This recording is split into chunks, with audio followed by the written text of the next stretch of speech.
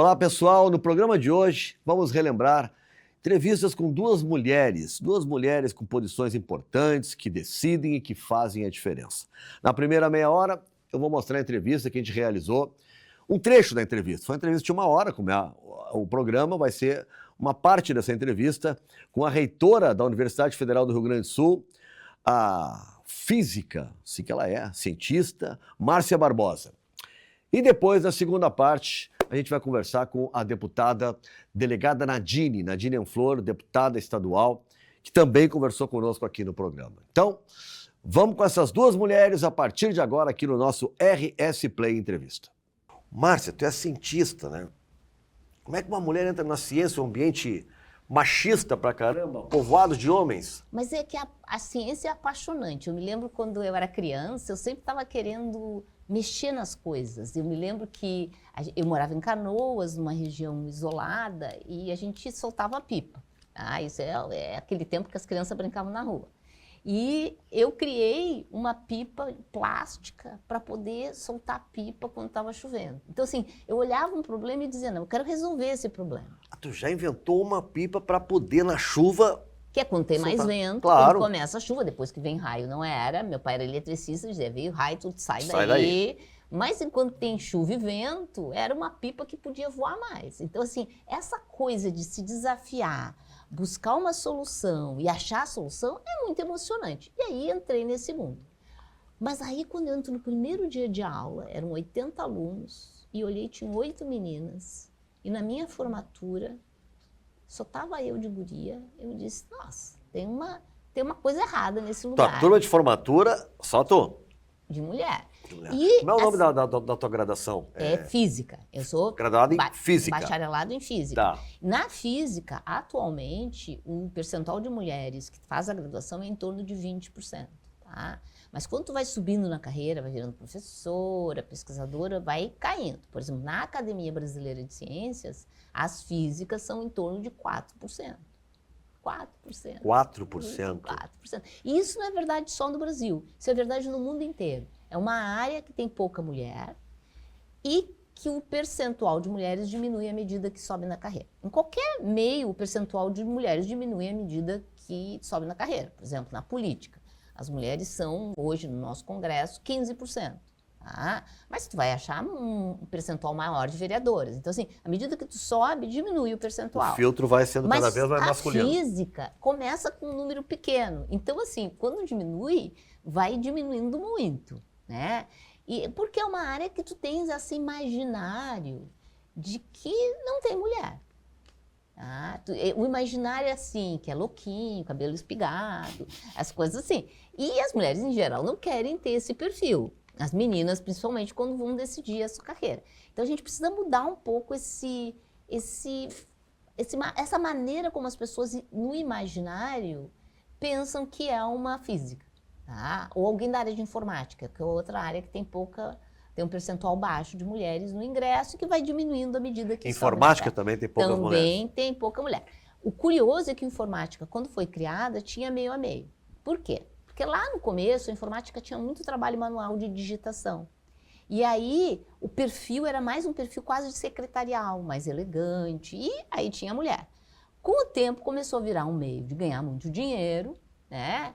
E aí os homens vão entrando e vai se criando esse estereótipo do nerd descabelado, meio estranho, que é o mesmo perfil, estereótipo do cientista. Quando, na verdade, não tem nenhuma relação entre usar uma roupa ruim, amassada, e tu ter uma boa ideia de física. São coisas descorrelacionadas, uma coisa não tem nada a ver com a outra. E quando mostram, né, o nerd, o inteligente, o gêniozinho, é sempre, em geral, uma figura masculina. É, né? Uma figura masculina. A gente fez até com uma aluna minha um trabalho em escola pública em que a gente pediu para desenhe um cientista. E as crianças desenhavam homens, mas mais que homens, uns descabelados, com umas carinhas de louco, num lugar cheio de explosivos, quando também, na verdade, a ciência ela vem para resolver problemas. Então, assim, às vezes também tem esse outro lado que é ruim para atrair as pessoas, de pensar que ciência constrói bomba, arma, coisa negativa. E quando a ciência ela vem para resolver as questões, eu preciso resolver esse problema. Por exemplo, mudanças climáticas. Nós precisamos pôr um pé no freio das emissões, ao mesmo tempo que temos que construir soluções mais sustentáveis, né? Então, e quem é que faz isso? É a ciência. Quem é que vai lá e mede quanto CO2 está emitido? A ciência. Então, ela não necessariamente faz coisas, armas, bombas, coisas ruins. Ela traz as soluções para os problemas cotidianos, né, da gente. A ciência é chamada num caos de enchente, a ciência é chamada na pandemia para resolver, e se não fosse a ciência, o que seria de nós, né? Só que ela é chamada quando está ruim, né? E ela não é ouvida quando está bom. Porque, por exemplo, a enchente, ela tem um grupo de pesquisadores do país que é a Rede Clima. 400 pesquisadores de todo o país que ficam analisando toda essa questão climática há muitos e muitos anos, décadas. E eles já vinham avisando, vai ter um momento que vai ter uma grande enchente no sul do Brasil por questões do desmatamento, das mudanças climáticas. E ninguém se preparou para isso, porque a gente não... O cientista, ele só é ouvido quando está muito ruim, a gente não se prepara, não vai ouvindo a ciência e a ciência vai nos ajudando. E atualmente tem todo um movimento para não ouvir o cientista, porque a gente está dando notícia ruim e as pessoas e principalmente o mercado econômico não quer notícia ruim. Então é melhor não ouvir a ciência. É como se a gente tivesse uma maldição. A gente sabe o que vai acontecer, mas ninguém acredita quando a gente diz. Mais ou menos isso. Ô, Márcio, por que o teu interesse, esse teu trabalho aqui, que é o que deu destaque, né, referência internacional, anomalias da água? Como é que tu chegou nisso? Por que tu te interessaste pela esse assunto? A água é uma coisa muito fascinante. Para começar, a maior parte dos materiais se comporta de um jeito. E a água se comporta de um jeito diferente dos outros materiais. A gente não se surpreende que ela se comporte diferente, porque ela está tão no nosso cotidiano que a gente acha que ela é o normal, mas ela não é normal, ela é bem esquisitinha, tá? A água é esquisita. A água é esquisita. Deixa eu dar um exemplo. A maioria dos materiais, quando tu vai esfriando e ele passa de líquido para sólido, o que ele faz? Ele vai se contraindo, tá? Quase todos os materiais é isso, tu vai diminuindo o espaço e se contraindo. Como ele vai se contraindo, se tu pegar a fase líquida do material e colocar o sólido, ele é mais denso, ele afunda. Então, se imaginarem assim, um ferro borbulhante, como aparece nos filmes, nas caldeiras, e tu pegar um pedaço de ferro sólido, o ferro sólido vai afundar no ferro borbulhante, tá? E tem filmes famosos em que os robôs entram lá no ferro borbulhante e afundam, até um do Arnold Schwarzenegger, em que isso acontece, porque é isso que acontece, metal sólido afunda em metal líquido. Mas a água não é assim, o gelo flutua em água líquida, certo? Certíssimo. Então, e é cotidiano e a gente não fica surpreso, e é uma coisa surpreendente, porque todos os demais materiais, a fase sólida afunda na sua fase líquida. O gelo flutua em água. E isso por quê? Porque quando a água vai esfriando, em vez de ficar mais compacta, ela aumenta o volume. Vocês sabem disso porque se vocês colocam uma coisa no congelador que está líquida, uma latinha de um refrigerante, ela vai, quando congela, ela estufa. Ela aumentou o volume. Ela aumenta explode o volume. até. Explode. Então isso significa que a fase sólida, ela é menos densa e ela flutua na fase líquida. E por que isso é tão importante? Imagine um período glacial, tá? Em que vai se formar gelo na superfície dos rios e lagos. Se a água fosse um líquido normal, o gelo ia se formar e ia afundar. Se formar, afundar, e tu ia congelar de baixo para cima. Ficar tudo congelado. Como a água, ela aumenta o volume, ela flutua, tu fica com a camada de gelo e aqui embaixo fica a água líquida. E tu faz a vida sobreviver desse jeito. Então, mesmo em períodos glaciais, porque o gelo flutua em água, tu mantens a vida na água líquida e foi fundamental para a nossa existência isso. Isso é, então, assim, todas essas, a água tem mais de 70 desses comportamentos doidos. E cada um deles tem a ver com vida, manutenção da vida e melhoria da vida. A propriedade que a gente ganhou esse prêmio, ela é bem fascinante também, porque tem a ver com mobilidade das moléculas de água. Então, por que a água aumenta de volume quando a gente esfria? Porque as moléculas de água, diferente das outras moléculas, elas gostam de ficar se ligando umas com as outras, tá? Uma coisa chamada ligação de hidrogênio. Ela se liga, desliga, liga, desliga, liga, desliga. E quando tu baixa a temperatura, ela quer todo mundo tá ligado. E aí, tu tem que aumentar o volume para dar, tipo assim, encaixe Sim. no joguinho, tá? Então, isso Quebra-cabeça, tem que fechar ali. Quebra-cabeça. Como ela quer estar ligada, ela faz tudo para estar ligada. É uma coisa assim, bem doida, ela quer estar ligada. Então, as moléculas de água, quando tu espreme elas, tu deixa elas em menos espaço, essas moléculas, em vez de se mover mais devagar, imagina o trânsito de Porto Alegre, põe mais carro no trânsito, tudo se move mais devagar. Claro. Mas nas moléculas de água, tu põe mais água, ela se move mais depressa. Por quê? Porque ela tem mais parceiros para fazer a ligação de hidrogênio. É como se para andar rápido dentro de um ônibus lotado, tu fosse te segurando nos ombros das pessoas que estão dentro do ônibus. Por favor, não façam isso, porque não se faz isso. Mas a água pode fazer e ela o faz, tá? Ou seja, eu ponho mais molécula, ela anda mais rápido. E essa anomalia, entender essa anomalia, foi o que o nosso grupo de pesquisa fez, fazendo o que a gente faz, que é simulação. O que a gente faz? A gente vai para o computador. Esse trabalho foi feito na Universidade Federal, na URGS. Na URGS. Então, a gente vai no computador, a gente finge as moléculas de água como se fosse um videogame, tá? E tu põe elas se mexendo e tu enxerga, porque tu está no computador, tu enxerga o que elas fazem. Tá? Eles brincavam, meus colegas diziam, a dancinha da Márcia, porque eu mostrava as moléculas não só andando, como rodando. Elas rodam mais rápido, porque para se ajeitar e fazer as ligações, elas tinham, por isso que eles chamavam a dancinha, porque eu mostrava como elas rodavam. E esta mobilidade da água leva a uma coisa que a gente trabalha hoje em dia, que é desenhar filtros de dessalinização mais eficientes.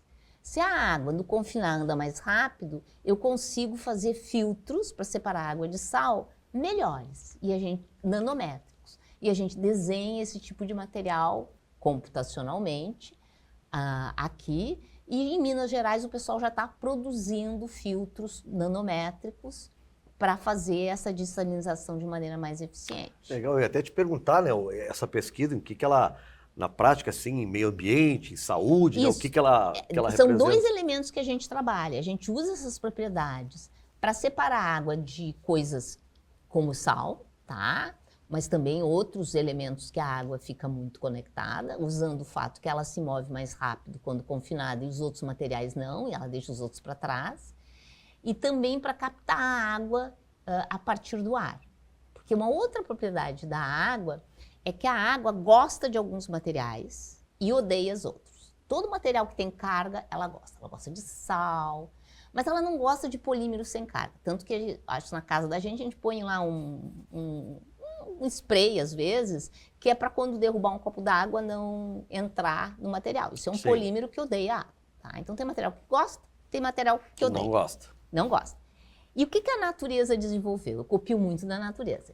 Eu descobri que tinha um besouro na Namíbia, no deserto, que fazia o seguinte: ele, na superfície das costas desse besouro, ele tinha um material que não gostava da água, e em cima dele um que gostava da água. Tá? Então, o material que gostava da água transformava vapor d'água da madrugada em água líquida. Escorria pelo que não gostava e ele conseguia beber. E a gente desenvolveu estruturas nanométricas com essa combinação de gosta e não gosta, para fazer captação de água a partir do vapor de água. Mas foi a partir desse besouro que tu falasse? Eu olhei para o besouro e disse, eu vou pegar essa ideia e vou transformar numa ideia... Da Namíbia. Isso. A vida é pra gente ver coisa bizarra. Já que eu gosto de coisa bizarra da água, eu adoro coisa bizarra no mundo inteiro. Então, falou de água, eu já tô lendo e aí já pensei, eu consigo fazer uma coisa com essa ideia, claro que não é a mesma ideia, mas usando propriedades nanométricas, onde eu sei que a água flui mais rápido. Então, assim, e eu consigo fazer isso de um jeito mais baratinho, porque eu faço isso tudo com simulação. Tá? Mas já tem grupos no mundo, tem um grupo experimental na França, que já está desenvolvendo isso vamos dizer assim, no laboratório. Tá? Que não é a minha parte é teórica, é trazer as ideias e falar delas, e falar o máximo possível para pessoas que possam fazer o experimento ou fazer a tecnologia, poder desenvolver o experimento e a tecnologia. Muito legal. Márcia, e essa questão que a gente tanto se debate, né, que é a questão da de água limpa, água poluída e tal. A gente em Porto Alegre tem esse drama aqui, né? Nós temos o Rio Guaíba que nem mais, às vezes, bem lá, mais lá para Itapuã, né? Às vezes o Lami tá legal. Mas Ipanema, que é uma praia ali também, a gente não consegue ter. Isso é algo absolutamente impossível? Não, que é isso que a gente nada não é consegue? impossível, né? Tudo requer dinheiro e ciência, tá? Mas assim, uma coisa que a gente tinha que começar a se preocupar e que a gente não se preocupa muito aqui no Brasil é de não sujar a água, tá? Como eu disse, a água tem essa coisa de fazer as ligações de hidrogênio. Então, quando ela vê uma carga, ela se conecta. Carga quer dizer cloreto de sódio, qualquer elemento que tenha carga. E é muito difícil separar. Quando ela vê materiais que têm alguma distribuição de carga, ela se gruda naquilo. E é difícil, que significa gastar muita energia. Energia é igual a dinheiro.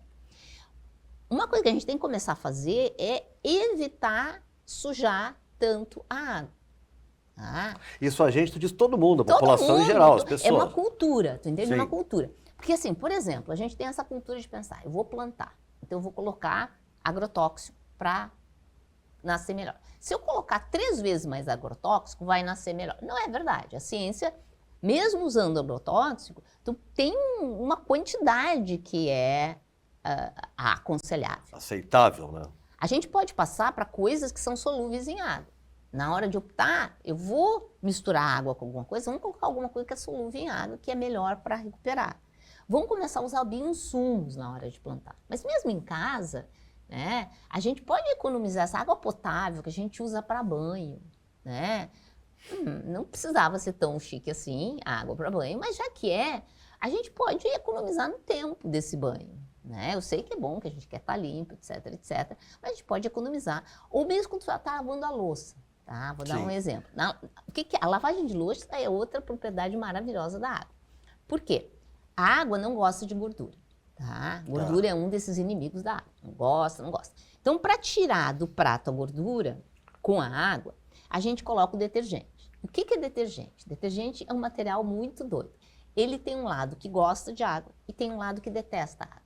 Tá?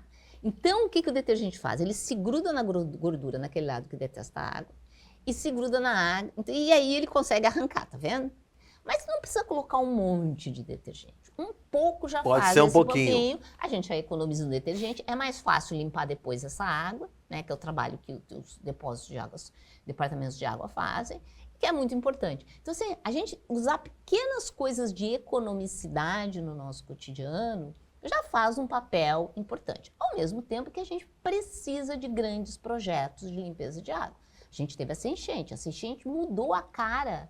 A cara quer dizer o que tem dentro dos nossos rios. E a gente precisa trabalhar para melhor limpar. Isso custa dinheiro? Custa, mas eu vou dizer, é mais barato do que a gente está sofrendo com falta de água e com próximas enchentes. Se preparar para o que vem por aí é caro? É, mas é mais barato do que enfrentar a cada ano uma nova enchente com novas perdas. Então vamos cuidar, né, da nossa água. Perdas pessoais das pessoas, tudo, mas também, eu imagino, a gente está falando, é caro para fazer um bom sistema, mas o prejuízo que dá para a cidade, para todo mundo também, a consequência de uma enchente como aconteceu então, assim, devastador. A ciência não pode entrar só na hora do desespero, ela precisa entrar no nosso cotidiano. Então, e a gente tem trabalhado nisso recentemente, a gente tem a Universidade Federal do Rio Grande do Sul, nessa nova gestão que a gente começou em setembro, ela tem todo um projeto de emergência climática e ambiental. Então, a gente está preparar cursos que a gente dá para professores e professoras do ensino fundamental e médio, para eles ensinarem sobre mudanças climáticas nas escolas. Eles ensinarem, por exemplo, como é que num momento extremo eu consigo limpar a água, que metodologias práticas a gente pode ter e que são indícios de que a gente está enfrentando uma emergência climática e ambiental. A gente precisa educar a nossa população, que foi pega muito despreparada na enchente, tá? Todo mundo, a população em geral, os gestores, estava todo mundo muito despreparado. Tá? Agora a gente tem a chance de se preparar, mas a gente não se prepara fingindo que não aconteceu. E é da natureza humana fingir que não aconteceu. Agora, o triste é que ano passado tivemos enchente, esse ano tivemos já uma pequena... Quase, né? Quase. E olha que não era ano para ter, porque ano de El Niño é ano de seca. Não era para ter nada. Então, assim, nós temos que começar a nos preocupar em ser resilientes, estar nos preparando melhor para essas coisas que vêm por aí. Márcia, a questão das mulheres, né? Eu estava vendo aqui, tu recebesse o prêmio L'Oréal, né, Unesco, Sim. Nicholson Medal, e Isso. liderou iniciativas para amplificar a presença feminina nas ciências exatas como um Sim. todo.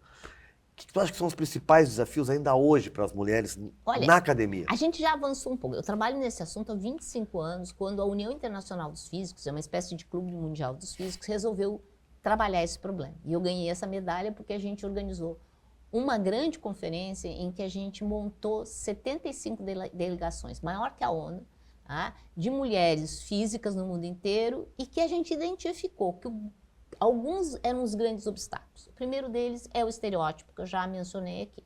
Eu brinco muito que o dia que colocarem num filme uma cientista descolada, interessante, a gente vai fazer um grande trabalho, sabe assim, uma Barbie da ciência, as gurias vão querer ir para a ciência. Então a gente precisa trabalhar esse estereótipo. Mas o segundo elemento é que A Barbie da ciência. a gente tem que conseguir eliminar toda uma camada protetiva que o sistema tem em todas as áreas, de subir na carreira e ter mais homens. Tá? A gente precisa trabalhar isso dos mecanismos, tá? que são aceitos como normais. Deixa eu dar um exemplo. Não é incomum uma mulher, por exemplo, eu sou especialista em água, tá? De encontrar um homem, que também é cientista, mas não especialista em água, e ele querer me explicar sobre água. Entendeu?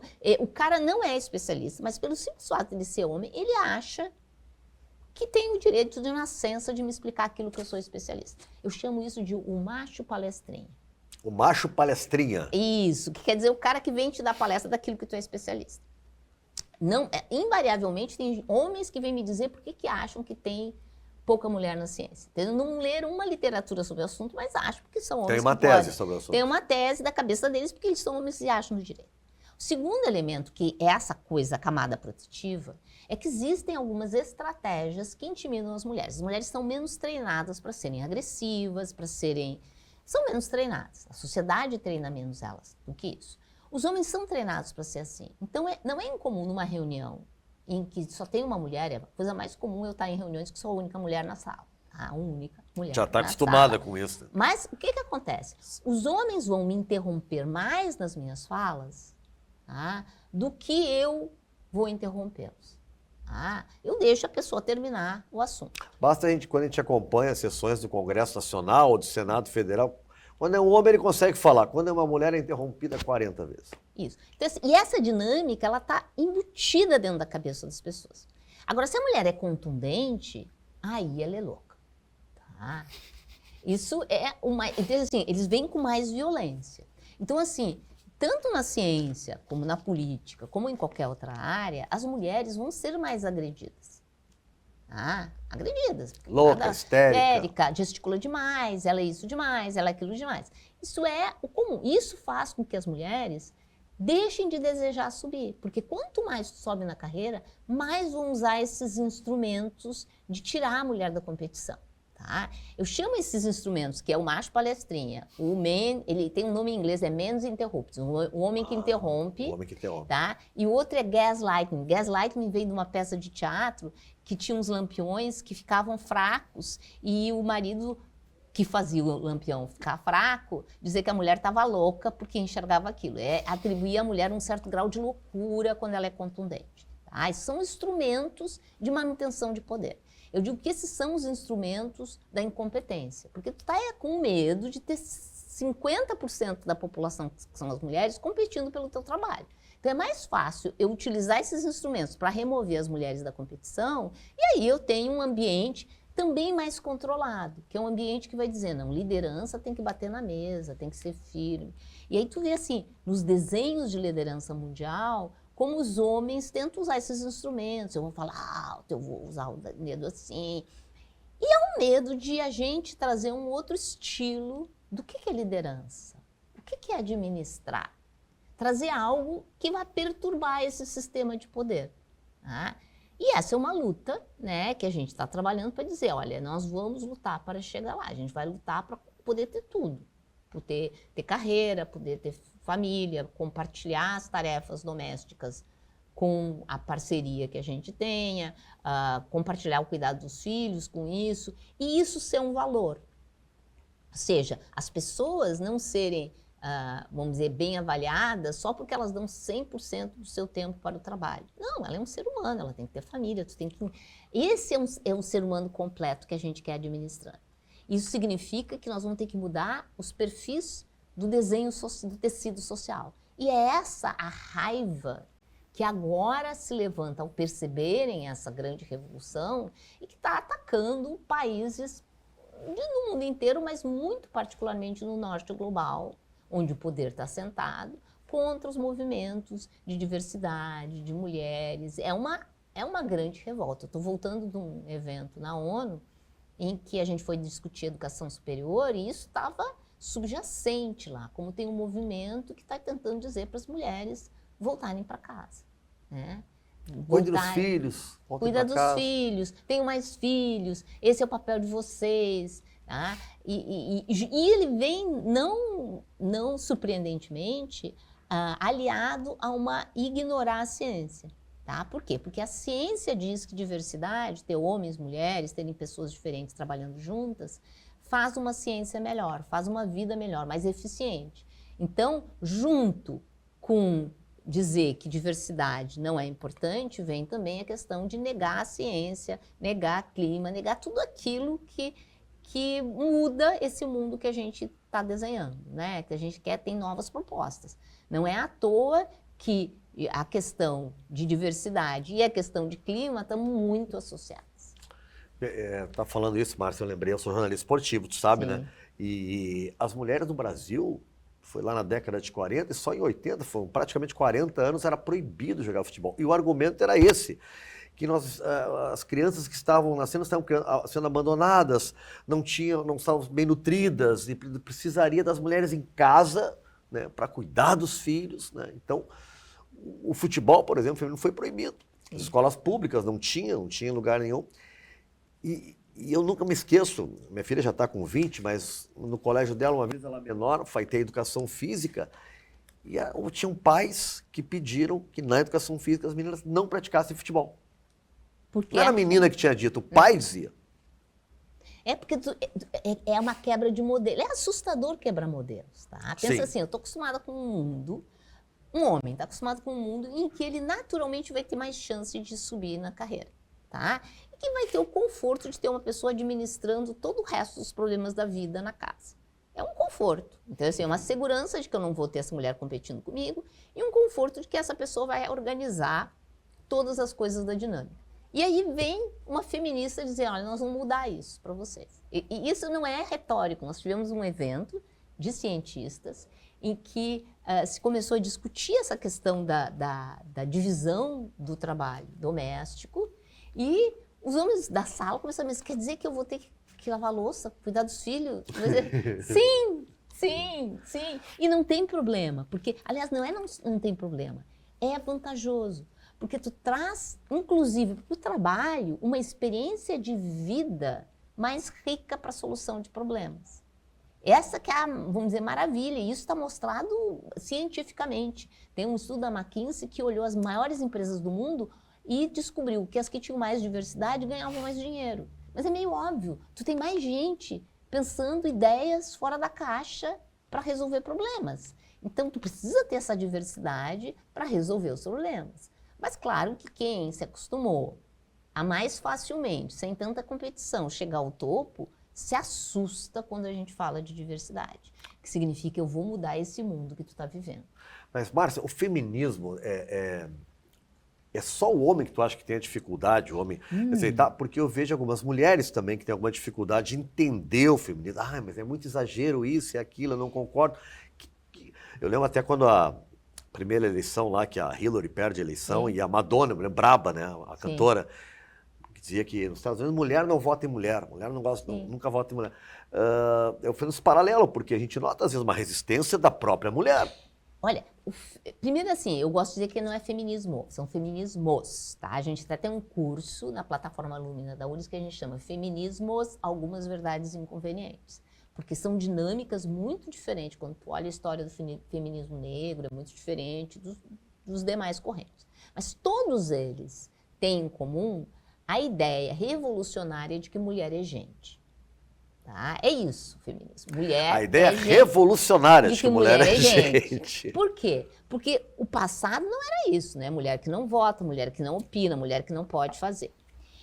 Isso gerou uma estrutura em que tu pode te sentir muito acolhida com isso, mesmo sendo uma mulher, entende? É meio assustador tu pensar que o mundo que te disseram que é o mundo construído, tu vai ter que transformar ele, porque tu vai ter que criar um mundo em que as pessoas sejam iguais. Isso é assustador para algumas pessoas. É mais confortável pensar, não, meu papel é esse papel aqui, vou me acomodar a esse papel e vou ser confortável nele. Isso é verdade para o feminismo, mas também é verdade para a mudança climática. Eu te dizer, tu vai ter que mudar o teu jeito de vida, tu vai ter que economizar água, tu vai ter que economizar energia, tu vai ter que mudar o teu padrão de consumo, é assustador mesmo. E vai ter gente que vai dizer, não quero brincar disso não, eu quero continuar Fazendo o que eu faço. fazendo o que eu faço. Então, assim, ele não é uma coisa de homem contra mulher. Ele é uma coisa de uma mudança social necessária. E é óbvio, como as mulheres que sofrem, elas são as principais autoras do desenho dessa mudança. Mas ela é uma mudança coletiva e a gente, não mudar, vai ter que pensar novos papéis para homens e mulheres, vai ter que ter uma dinâmica distinta, que é assustadora, mas também é maravilhosa, porque pelo que eu estou vendo, esse jeito que a gente está vivendo está ferrando o planeta, está com muita pobreza, está com muita briga, a gente precisa construir um outro jeito. Eu já até falei antes, antes de nós entrar no ar, eu acho que os homens tinham que entregar a chave do planeta para as mulheres, porque já mostraram que são incompetentes. Mas está tendo uma reação mundial muito contrária a isso. A todo movimento, o feminismo, a diversidade, né? A inclusão. É separatista, e ele é um movimento forte, um sinal de que conseguimos avançar algumas casas. Tá? Então, conseguimos. Assim, nós temos avanços. E como a gente avançou, eu chamo esse efeito pêndulo, né? O pêndulo vai e não, tem uma resistência. Mas os avanços que a gente já conquistou, sou uma pessoa muito otimista. Eu acho que eles conseguem gerar um movimento que ao longo do tempo a gente vai ver que nós vamos caminhar para um mundo novo, tanto na questão de diversidade como na questão de clima. E quando eu falo diversidade, é não só homem e mulher, é todos os gêneros, todas as raças, mas principalmente essa integração entre os países. Tá? A gente está vivendo, quando começa um processo desses, tu começa com separações, começa a falar de imigrante, tu começa a falar da outra pessoa que é diferente. Ele é um processo para voltar conservador, mais conservador, reacionário, para voltar para um outro momento em que algumas pessoas, que eram os homens brancos do hemisfério norte, tinham mais acesso ao poder. Acompanhamos, então, parte da entrevista com a reitora da Universidade Federal do Rio Grande do Sul, a Márcia Barbosa. Na segunda parte, a gente vai acompanhar o papo que eu tive com a deputada estadual, delegada Nadine Anflor. E são duas mulheres que hoje são as protagonistas aqui do RS Play Entrevista. Quando é que nasce essa ideia de ser polícia? Tu já estava fazendo faculdade de Direito e lá te despertou ou foi já de criança antes disso? Nada disso, foi muito depois. Já Foi formada? Depois, já formada. Eu sou a filha mais velha, tenho um irmão mais novo, filha de pai e mãe, professor de educação física, ambos. E ao longo da minha trajetória, disse que eu já era um pouco delegada, não sabia. Porque eu sou a filha mais velha, a prima mais velha, aquela que tinha que dar o exemplo, muitas vezes, cobrada por dar o exemplo, por andar na linha.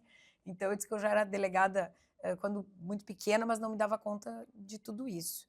E, Nando, se tu me permitir contar aqui, tem um episódio que eu acho que é extremamente importante quando a gente fala dessa questão das mulheres e de onde eu cheguei. Quando eu fiz a faculdade, o vestibular para Direito, o meu avô me chamou na casa dele e me disse assim, o que é que tu vai fazer direito?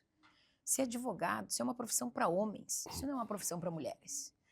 E, gente, isso era 1994, né? Embora no século passado, mas não tanto tempo assim. Não tanto tempo assim, é verdade. E aquilo me marcou muito, né, do meu avô, e eu disse, não, eu vou ser advogada. Né? O meu sonho era ser advogada, me formei, mas como eu não tinha ninguém na família para advogar, quando eu terminei a faculdade, e tem um episódio também do meu pai que me marca muito, lá na minha no auge da minha adolescência, aí 15, 16 anos, que eu tinha o primeiro namorado, e aí eu dizia pro pai, quero namorar, quero ter filho, e ele um dia me puxou e me disse assim, Nadine, tu tem que ter a tua independência financeira. Depois que tu tiver a tua independência financeira, vai ser quem Faz tu o que tu quiser. quiser, casa, E faz aquele o que negócio quiser. também me marcou, né? Isso tá em Getúlio Vargas ainda? Isso em Getúlio, ainda em Getúlio. A faculdade também eu ia e voltava no início, depois fui morar em Passo Fundo. E aí tudo isso me levou para o universo dos concursos públicos, né? Porque como não tinha ninguém do direito, não tinha um escritório para advogar, o meu pai me dizendo, olha, tu tem que ter um emprego fixo, tem que ter uma renda financeira. Ele acabou me dizendo, olha, vai para Porto Alegre, já formada, por 1 ano eu te sustento, e aí tu tenta passar num concurso público. E esse foi o meu grande desafio, né?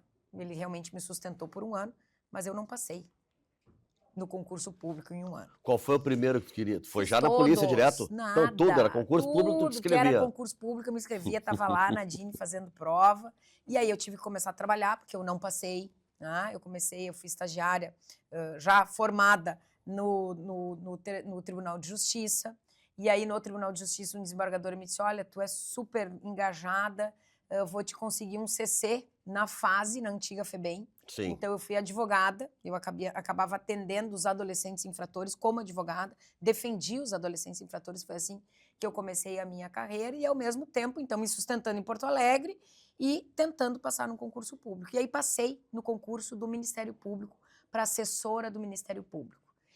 E aí, por incrível que pareça, eu queria ser promotora de justiça. E dentro do Ministério Público é que surgiu a ideia de ser delegada de polícia. Porque eu trabalhei com um grande promotor de justiça, hoje procurador, Marcelo Roberto Ribeiro, que era um homem super atuante na vara do júri em Porto Alegre, onde se julgam os crimes dolosos contra a vida, então todos os homicídios eram julgados ali, eu era assessora dele, e todos os inquéritos policiais, foi a primeira vez que eu vi um trabalho da polícia.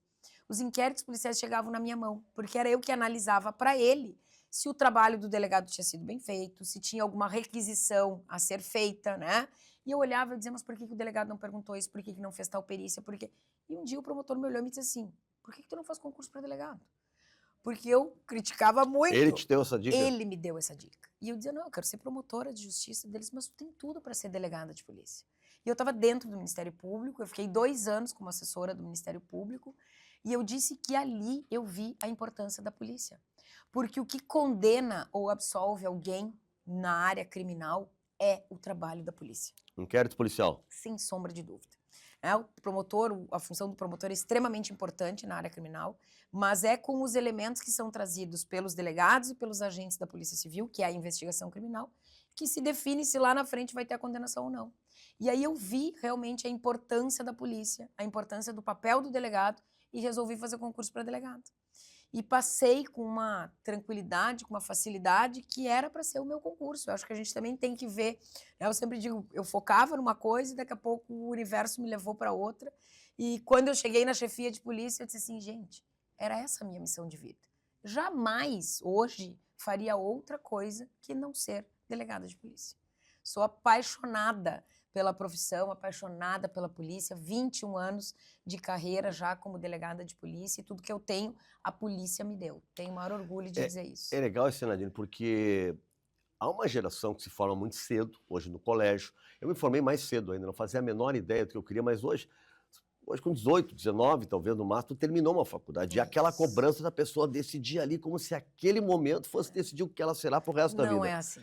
E às vezes não é assim, né, Não como é tu está assim, mostrando. não é assim. E eu falo muito sobre isso, principalmente com jovens, quando eu tenho a oportunidade, porque a gente tem que observar também o movimento do universo. O universo também vai te levando, obviamente que a gente tem que se esforçar, né? Eu foquei que queria ser advogada, não tinha um escritório para advogar. Eu vim atrás, né, da minha independência financeira em Porto Alegre, fazia concurso para tudo. Eu me lembro que eu já era delegada de polícia e me chamaram num concurso para oficial de justiça, porque eu tinha feito o concurso. Tinha feito a inscrição. E aí eu disse, olha, muito obrigada, agora eu já sou delegada. Então eu fiz concurso para tudo, né? Porque eu precisava ter esse meu lugar, essa minha independência. Mas eu acho que a gente precisa também compreender o que fecha uma janela, abre uma porta.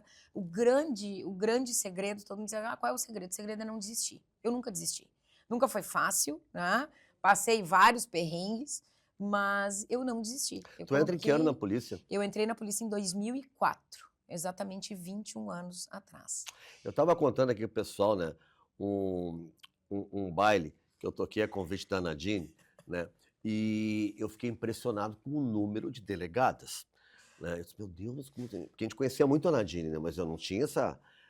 Lá quando tu entra, era esse número Não. grandão, assim, tu era meio um Não. patinho feio ali, Quando isolado. eu entrei, a minha turma de 2004 é uma turma também diferente. 2004 nós entramos em 50 delegados de polícia. E é a única turma da história da Polícia Civil que 25 eram homens e 25 eram mulheres. Meio a meio. Não tinha acontecido isso antes e não aconteceu isso novamente. Nós não tivemos nenhuma turma meio a meio. E essa turma, eu falo isso para ver o quanto é importante, às vezes, a paridade de forças, né? É dessa turma que saiu a primeira chefe de polícia. Eu fui a primeira presidente da Associação dos Delegados quando eu te convidei para ir lá tocar. Nenhuma outra mulher, e ainda sou a única, porque nenhuma outra mulher assumiu. Eu assumi a presidência das DEP em 2015. E até hoje, já faz 10 anos, nenhuma outra delegada assumiu. Eu tenho cobrado isso, inclusive, das minhas colegas. Então, a minha turma foi uma turma diferente. Quando eu entrei na polícia, a polícia ela era muito mais masculina do que feminina, muito mais. Essa turma de meio a meio, ela veio para provar que a gente podia estar ali, né, em pé de igualdade. Sempre foi uma turma muito, muito unida, porque a gente se deu muito bem. E a gente entrou depois de 5 anos de um vácuo de um concurso público. Os últimos delegados tinham entrado há 5 anos atrás. Então, havia um vácuo muito grande e havia uma expectativa muito grande naquela turma. Me lembro que os professores chegavam e diziam, vocês são o futuro da polícia, vocês são um divisor de águas. Por quê? Porque naquela época, eu, como assessora do Ministério Público, ganhava mais do que como delegada de polícia. E aí me chamavam de louca. Eu estava dentro da academia de polícia e os professores delegados que me davam aula me diziam, o que é que tu está fazendo aqui? Porque a carreira estava muito desestimulada, a instituição tinha perdido um pouco o brilho.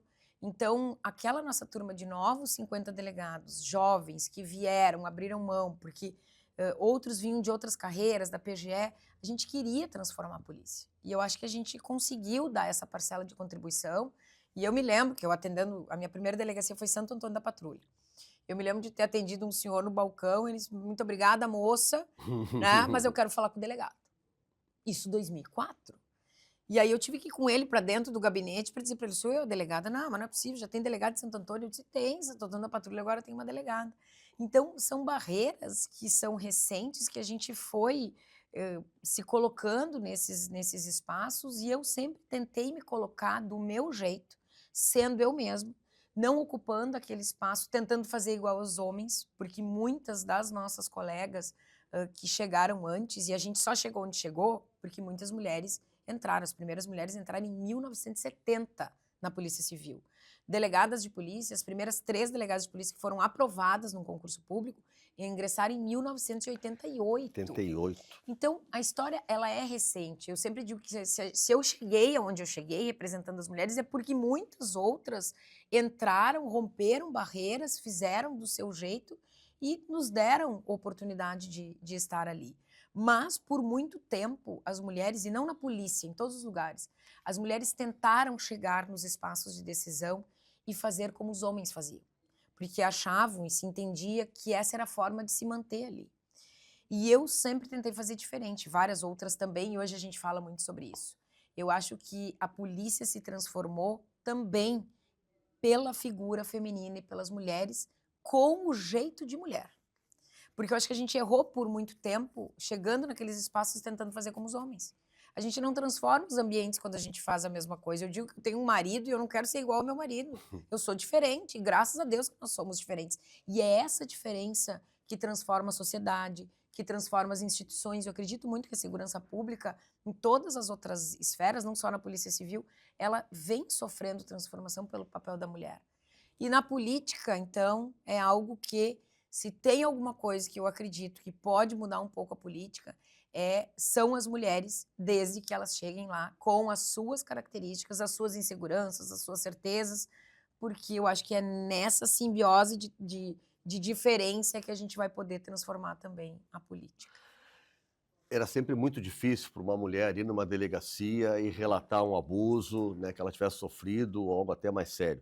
Né? Veio então a delegacia especializada em atendimento às mulheres e aí passa muito por ti. que te impactou? O que mais tu via lá que moldou até o teu perfil assim de atuação e com certeza levou também para tua trajetória política? Nando, eu vou te dizer assim, eu nunca me dei conta, como mulher, né, antes de ser plantonista, eu fui plantonista, delegada plantonista, por 2 anos na região metropolitana. Eu atendi Gravataí, Alvorada, Viamão, Cachoeirinha, toda a região metropolitana, por 2 anos. E isso antes da Lei Maria da Penha. Plantonista no hospital seria a emergência, o A cara que chega... emergência. 24 horas de plantão, tudo que acontecer nesses municípios, e eram todos esses municípios, chegava para o delegado, que no caso era eu, né, para resolver. Então, desde um homicídio, um acidente de trânsito, a unha encravada, falta de vaga, o que fosse, Tudo. que chegasse na delegacia para reclamar, né, a perda de documento, enfim, tantas coisas, era comigo. E começou a me chamar muita atenção, porque, e até então, confesso que não me chamava atenção, que em todos os meus plantões eu tinha uma mulher vítima de violência doméstica e familiar. E isso era antes da Lei Maria da Penha. Eu sempre conto essa história de mulheres, me lembro muito bem de mulheres que chegavam no balcão da delegacia com o olho roxo, com as crianças, o brigadiano, né, o colega da brigada trazendo o agressor preso. Uma, me lembro que me disse assim, delegada, hoje doeu muito, pelo amor de Deus, hoje a senhora prenda ele. E até a lesão corporal, nós não podíamos prender. Ameaça, lesão corporal, nada. Não tinha pena de prisão para esse tipo de delito. Era um crime de menor potencial ofensivo, bastava pagar uma cesta básica, o agressor assinava um termo de comparecimento em juízo, dizendo vou me apresentar para o juiz quando for chamado, e eu tinha a obrigação de dizer para ele passar bem. Tu não tinha como prender? Nada. Tinha lei que eu me desse. sentia a pior delegada da face da terra. E eu ficava com essas mulheres no plantão comigo, tentando encontrar lugares para colocar essas mulheres, tentando encontrar... A gente tirava dinheiro do bolso para pagar a fralda, a mamadeira, porque não podia entrar na casa, porque ele voltava para casa. Sim. E ela ficava dentro da delegacia.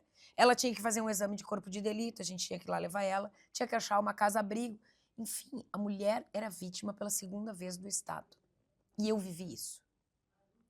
E isso começou a me incomodar tanto que as próprias delegadas, as agentes policiais, que eram num número muito menor, mas que também se mobilizavam, o Brasil foi de uma forma, a Lei Maria da Penha não foi escrita por nenhum parlamentar.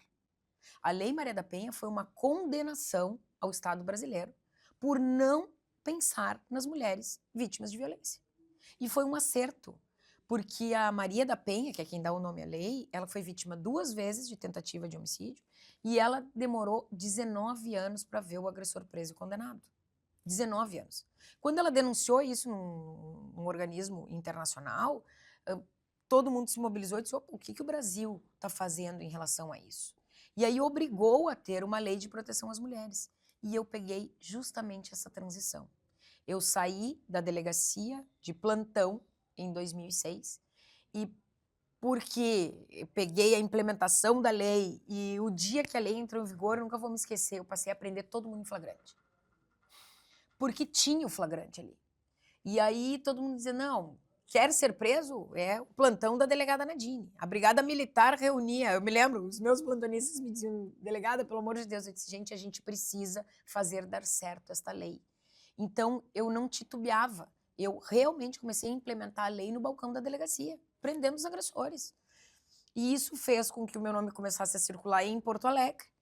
A delegada Adriana, que hoje é subchefe de polícia, era quem estava na época na delegacia da mulher. Ela estava grávida, tinha ganhado o nenê e queriam encontrar uma outra delegada para a delegacia da mulher. E aí que surge a Nadine, defensora das mulheres. Porque a minha missão foi assumir a delegacia de Porto Alegre, atender 40 mulheres por dia vítimas de violência, e infelizmente ainda é esse número que se repete, e implementar a Lei Maria da Penha na delegacia. Foi criada uma rede, né, de delegacias, né? Aí se começou a trabalhar, primeiro a implementação das medidas protetivas, do que veio da Lei Maria da Penha. Me lembro que quem implementou fomos nós que escrevemos as medidas protetivas e implementamos no âmbito da polícia. Eu fiquei mais de 7 anos na Delegacia da Mulher. Ao longo desses 7 anos, nós criamos a coordenadoria das delegacias, porque eu dizia aos chefes de polícia na época que nós precisávamos ter um núcleo que coordenasse isso, né, no âmbito não só das delegacias especializadas de atendimento à mulher, mas também em todas as outras delegacias, porque todo mundo era obrigado a atender, a implementar a Lei Maria da Penha. Então foi uma grande experiência para mim, esses 7 anos, em que realmente eu digo, eu virei defensora das mulheres, né, eu sentia com elas na pele o que elas passavam, né, e a necessidade de fazer dar certo a Lei Maria da Penha. A gente tinha uma chance só, que era porque tem leis no Brasil que pegam e que não pegam. Então eu enxerguei ali uma grande chance de tentar salvar a vida de mulheres. Hoje, 21 Botar anos na depois... prática a lei mesmo. Na prática, eu coloquei na prática. Eu peguei justamente a implementação 2006 da Lei Maria da Penha. Hoje, com a experiência que eu tenho, a gente já observa que a repressão é fundamental, a lei está aí, precisa ser cumprida, mas, infelizmente, cada vez mais, e isso me movimentou um pouco para a política, a questão cultural, o machismo ainda arraigado, o sentimento de posse de propriedade em relação à mulher, que foi o que eu ouvi ao longo desses meus 21 anos como delegada de polícia. Ah, fulano de tal, por que o senhor matou a sua esposa? Porque ela não queria ser mais minha. Se não vai ser minha, não vai ser mais de mais ninguém. Foi o que eu ouvi a minha vida inteira. E aí a gente se dá conta que a repressão é importante, que a prisão é importante, que a lei é importante, que a medida protetiva é importante, que a rede de acolhimento é importante, mas que isso tem que ser um problema meu, teu, de todos nós. Porque tem que haver uma mudança cultural nisso tudo. A gente precisa falar da violência não só no âmbito da segurança pública, porque não é um problema de segurança pública. Sim, tanto que a gente está vendo, os números, por exemplo, do nosso estado, os números são de queda na criminalidade em geral, mas especificamente no feminicídio não cai. Não cai. Porque Até a caiu. questão é maior. Até caiu, mas é uma queda muito insignificante e uma queda que não acompanha os demais indicadores. Sim. Se a gente for ver roubo de veículo, latrocínio, furto, a gente tem aí 50% de redução, 70% de redução. Feminicídio, a gente conseguiu 17%, 18% de redução em determinados períodos. E não passa de 20%. E eu sempre dizia, quando eu conversava com os secretários de segurança e com o próprio governador, quando fui chefe de polícia também em 2019, eu dizia, o grande desafio é reduzir feminicídios. Eu digo isso há muito tempo. Agora se tem falado, mas eu falava sobre isso. Porque não é como reduzir qualquer outro crime. A gente consegue identificar as facções criminosas, a gente consegue sufocar, a gente consegue criar mecanismos de inteligência artificial para evitar os roubos de veículos. Hoje as cidades são todas monitoradas, quer dizer, se conseguiu reduzir, porque tu consegue acompanhar um veículo por onde ele vai, mas e dentro de casa? É um crime que acontece dentro de 4 paredes. 90% das mulheres mortas, vítimas de feminicídio no Rio Grande do Sul, não tem ou uma ocorrência policial ou uma medida protetiva. Elas são invisíveis. Hoje, Nando, agora, foi morta uma menina de 16 anos em Capão da Canoa pelo ex-namorado. 16 anos. Então, assim, o Brasil, quando eu assumi a delegacia da mulher... 17, 18, garoto também. 2 crianças. Quando eu assumi a delegacia da mulher, o Brasil era o 7º país mais violento para as mulheres morarem. Hoje, o Brasil é o 5º. Nós pioramos. Nós pioramos. Nós estamos retrocedendo. Quantos países nós temos no mundo? Olha a vergonha de dizer que o Brasil é o 5º lugar mais perigoso para uma mulher viver. Então, isso é um problema que não é segurança pública. É um problema que a sociedade como um todo, eu acho que a gente demorou muito tempo para dizer, aquela briga de marido e mulher não se mete a colher. Não se mete a colher. Quando uma mulher é atingida, a família como um todo é atingida. Então é isso, pessoal. Muito obrigado pela companhia de todo mundo. Era importante que a gente desse voz, né, mais uma vez, a essas mulheres que assumem protagonismo e estão aí colocando as suas ideias nesse espaço, que é um espaço exatamente para isso. Tá bom? Grande abraço para todo mundo. Fiquem com a gente se vê.